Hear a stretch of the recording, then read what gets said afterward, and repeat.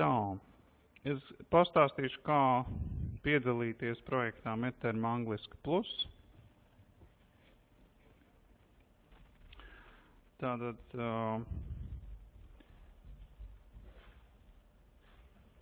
projekta mājaslapā blogā var izlasīt aprakstu par projektu, ja, ka tas ir studentu pasniedzēja medicīniskās terminoloģijas apstrādes koprojekts. Un šis projekts tiek realizēts terminoloģiskās specializācijas kursos, profesionālā bakalaura programma, tulkošana, ekonomikas un kultūras augstskolā. Ja? Tā. Tātad, tagad es parādīšu, kā var piedalīties šajā projektā. Tad vispirms, projekta būtība ir meklēt terminus, medicīniskos terminus latviešu valodā, kuriem nav tulkojums angļu valodā, un pārbaudīt tos 4 galvenajās terminu datubāzēs. Tas ir Euroterm Bank, Akaterm, VVC un Tildes tulkotājs. Tad pirmais, kas ir jādara, ir jāmēģina saprast, kur tāds termins, kuram nav tulkojuma, kur tāds termins būtu atrodams. Tad šeit valodas korpusa un glosārijas sadaļā ir vairākas iespējas. Ja, tad doktus žurnāls.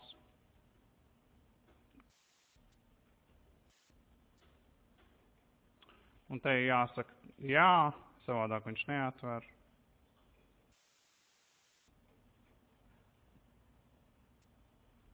Varbūt nē, jāspiež, šoreiz nē, ok.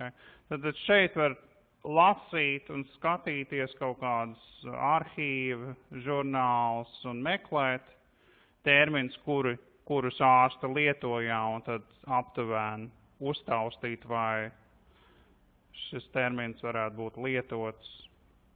Arī šeit medicīnas enciklopēdijā var meklēt terminus ar aizdomām, ka viņam varētu nebūt tulkojums angļu valodā datubāzēs. Ja? Vai vienkārši Google meklējot Google medicīnas termini un kaut ko varbūt atrast. Vai arī meklējot slimnīcu mājaslapās. Okay. Tad tas būtu pirmais solis. Ja? Un pieņemsim, ka kādu terminu mēs izvēlamies. Tālāk šis termins ir jāpārbauda datubāzēs, vai viņš ir vai nav. Katrā datubāzē. Tad svarīgi ir ievadīt pareizo virzienu, latviešu, angļu virzienu, tātad no latviešu valodas uz angļu valodu, ja? Piemēram, un ievadīt perēkļains.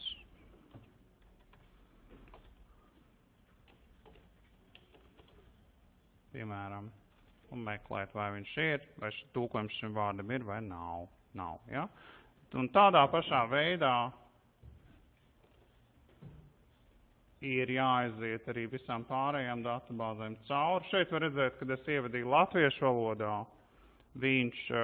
šī termina bāze uzreiz automātiski pārslēdz uz latviešu valodu šeit. Es nospiedu meklēt, nav. Tālāk valsts valodas centra datubāzē. Pats par sevi ļoti smuka datubāze. Tātad arī šeit nav.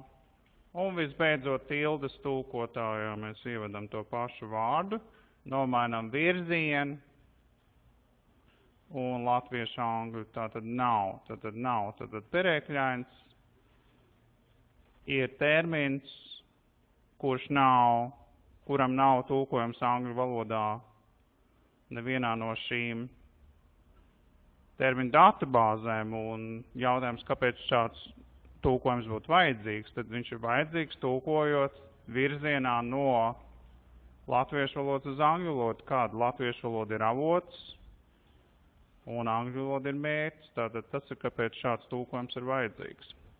Nu, šis piemērs jau Naidola vai perēkļains jau ir sens. Viņš jau ir šajā blogā ievadīts, un viņš izskatās, šis ieraksts izskatās šādi. Tātad tas varbūt ir nākošais, kas ir jāsaprot, kad jums pēc parauga ir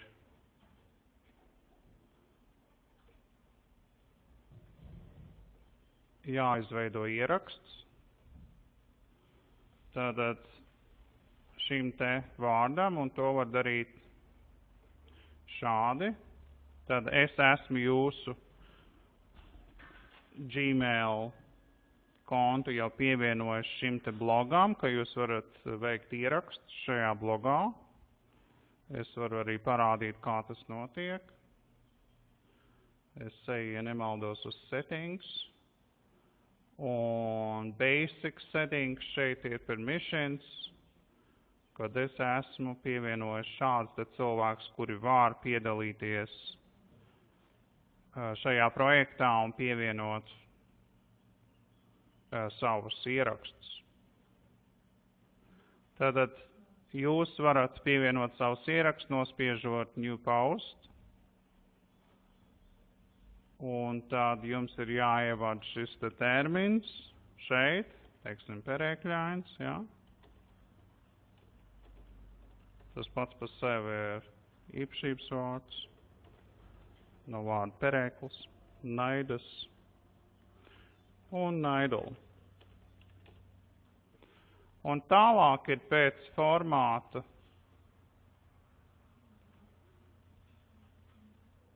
pēc noteikta formāta, jāsakoja noteiktam formātam, tas nozīmē, ka jāatver ir kāds ieraksts jau, kurš ir, jāiekopē šis te ieraksta formāts un jāievad savā, un tad aptuveni. Tad nulles nozīmē, kad viņš nav šajās terminu datubāzēs. Un šeit ir jāapraksta metoda, kā mēs viņu atradām. Un par naidolu ir savādāk, tad tur šī metode es viņu atradu izejot no vārda perēklis naidas tūkojumu, tad es sameklēju īpašības vārdu vārdam naidolu. Nu, un šeit tālāk, tad visam šīm te 3 iedaļām ir jābūt meklēšanas rezultātā, tad nav, tulkošanas metode ir jāapraksta pa katram ierakstam, un terminu parādīšanās datubāzēs. Tas ir vēlākam laikam, tad, kad šis termins parādīsies, tad mēs pārbaudīsim kaut kad vēlāk vai ar citiem dalībniekiem, projektu dalībniekiem, un tad mēs reģistrēsim, ka tas termins ir parādījies datubāzēs. Ja? Un šeit varēs ielikt to datubāzes nosaukumu, teiksim, VVC, ja viņš būs, un tad tajā VVC, kur viņš atradīsies, varēs to saiti pielikt šeit, un nospiežot link, un OK, atvērt jaunā logā, tad nospiežot šo saiti, varēs redzēt, kur tas tulkojums vārdam perēkļains ir parādījies, piemēram, jā, un jāuzrakst, kurā datumā arī tas tik atrasts. Šeit to datumu, protams, var mainīt tā, atkarībā no tā, kurš datums tas ir. Nu, un tad ir jānospies publish. To es nedarīšu, jo mums šis ieraksts jau ir. Un tādā veidā top šie ieraksti. Jā. Vēl viena lieta, ko es gribētu pateikt, pirms mēs izvēlamies kādu terminu, mums ir jāapskatās, vai šis termins jau nav atrasts, un viens veids, kā to darīt, būtu apskatīties glosārijā. Jo visas terminus, ko mēs ievadam šeit, kā ierakstus, mēs arī apkopojam glosārijā šeit, Google šī glosārijā, tad te var redzēt, vai šis termins ir. Tātad pieeja šim glosārijam ir tikai projekta dalībniekiem, ja neviens cits nevar tikt klāt šim te glosārijam. Un kā mēs zinām, šo te glosāriju var konvertēt, var lejuplādēt kā Excel un konvertēt kā multiterm datu bāzi, lai lietotu tad Trados. Tātad, ja šis termiņš šeit nav, tad jūs esat trāpījis un tad jums atliek meklēt, vai viņš ir vai nav termiņu datubāzēs, un ja viņš nav, tad ļoti labi. Un tad ievadīt viņu šeit, kā new post. Un pēc tam vēl pierakstīt klāt šajā Google Sheet glosārijā. Tad viņš automātiski saglabā, tad jums ir tikai jāieraksta kaut kas šeit, viņš uzreiz saglabā. Nav nekas vairāk jādara, pēc tam viņi var vienkārši taisīt ciet un jāuzmanās arī nešķirot B un C stabiņos. Šķirot, ja kā vajag šķirot var tikai A stabiņu, jo viņš tad pārējos stabiņus pievelk līdzi, tā kā vajag, nevis sajauc kārtību. Ja sāk šķirot C vai B stabiņā, viņš sajauc terminu kārtību un nav vairs atbilstošais termins tam tulkojums tam avotam pretī, tad tā kārtība tiek sajaukt. Tā, tas ir īsumā viss, kā to vajadzētu darīt. Tagad es gribētu dot iespēju Anetei parādīt, kā viņa sameklēja terminu. Kā tas termins saucās? Agrāfija, ja? Un kā Anetes pārslēgšu Anetu uz screen sharing.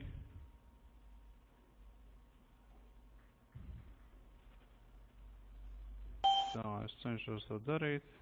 Jā, man tagad tas ir izdevies, un tagad Anete tev ir jānospiež share. Un tad tā podziņa. Pēc tam, jā, un mums vajadzētu tev redzēt.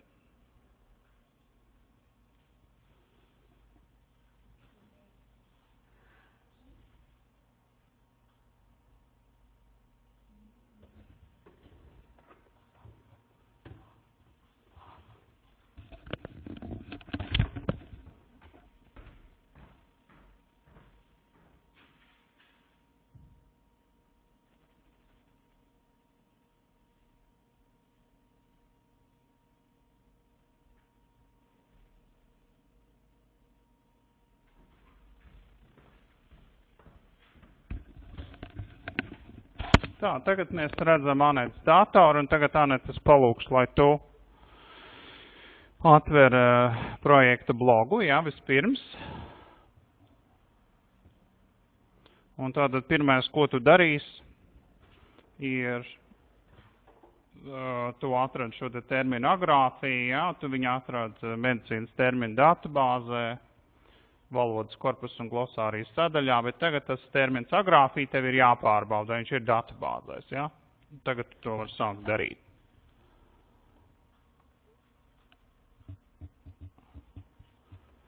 Tad vispirms es skatos, ka tu ej uz glosāriju, un tu skaties, vai tas agrāfija, vai termins agrāfija tur ir vai nav. Nav. Tātad tu droši vari iet atpakaļ uz... Kur tu ies tagad? Nē, tev nevajag uz otro iet. Tad tev jāiet ir uz terminu datubāzes un atmiņas, jā? Sadaļu. Un jāpārbauda, vai termins agrāfija vai termina agrāfija tulkojums ir angļu valodā šajās terminu datubāzēs. Ja? Ok. Tādas mazliet komentēšu, ko tu dari. Tad tu vispirms skaties tildē, jā, grāfija. Tā tad nav. Tātad rāda to pašu tulkojumu, to pašu avotu, jā, arī tulkojumu nav.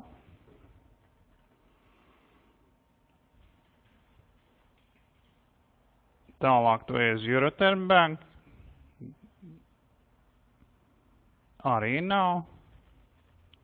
Jā. Tālāk akadēmiskā termina datubāze Akaterm, tad pats par sevi ļoti labi datubāze, bet tikai krieviski ir tulkojums, ja? Angliski nav, un valsts valodas centra patriotiskā mājaslapa, rāda arī, kad nav tulkojums terminam agrāfija. Ja? Ok, nu ko tad mēs daram tālāk?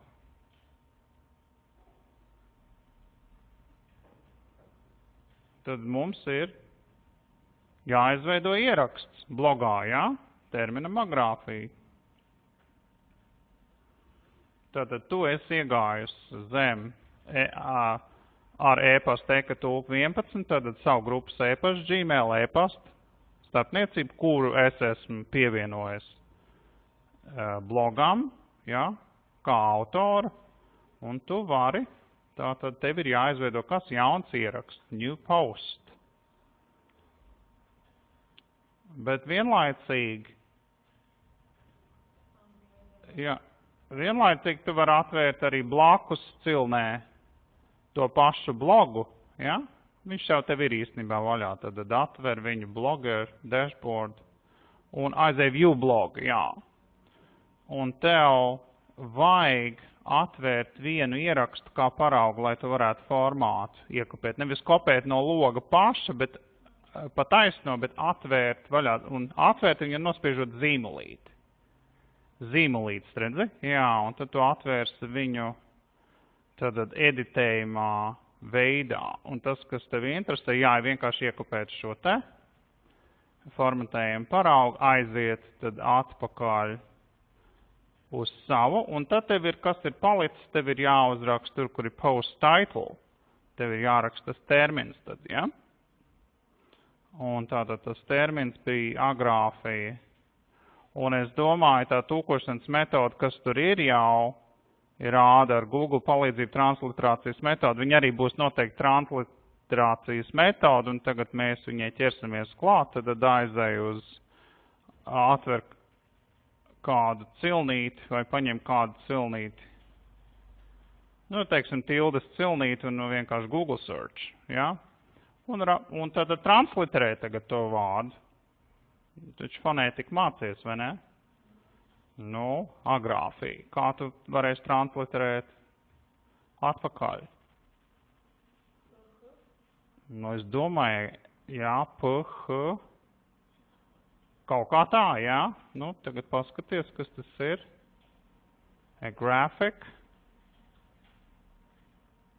Un šeit interesanti, ja grāfija. A disorder marked by loss of ability to write.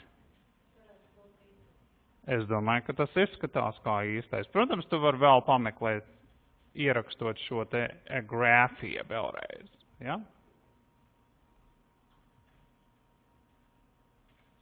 Jā, redziet, grāfija treatment. Jā, nu tas ir, vai ne? Es domāju, ka tur nav daudz šaubu par to, kas tas ir. Tātad tev ir jāiekopē, jā? Un jāiet tas tulkojums, jāiet atpakaļ, jā? Ja. Tātad tu savu ierakstu esi pabeigusi, noformēts viņš ir 000, transliterācija, un tad jāpublicē. Un tu spied publish. Jā.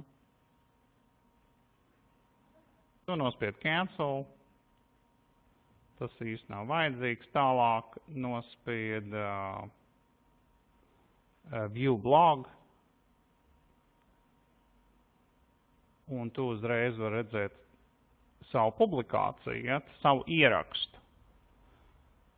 Un tas, kas tev vēl tagad ir jāizdara, ir jāuzspiež uz comments un jāuzraksta savus vārdus, jo tas būs tavs termins. Un pēc tam tu ies uz glosāriju, ja? Tad nospied nav comments, un tu varēsi ierakstīt kā komentāru savu vārdu. Un tā mēs visi zināsim, ka tas ir tavs termins.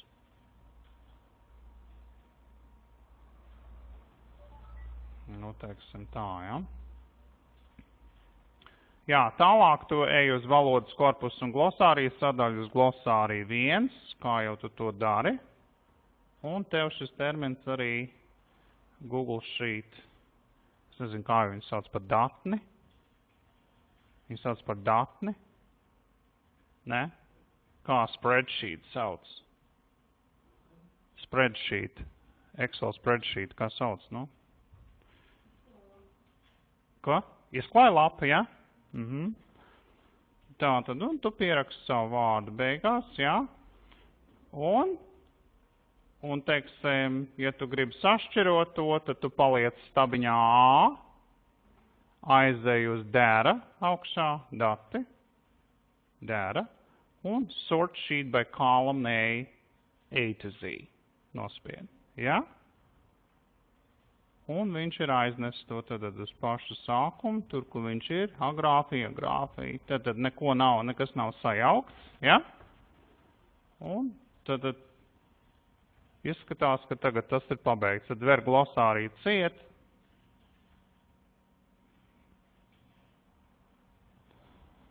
Ej atpakaļ uz to medtermu.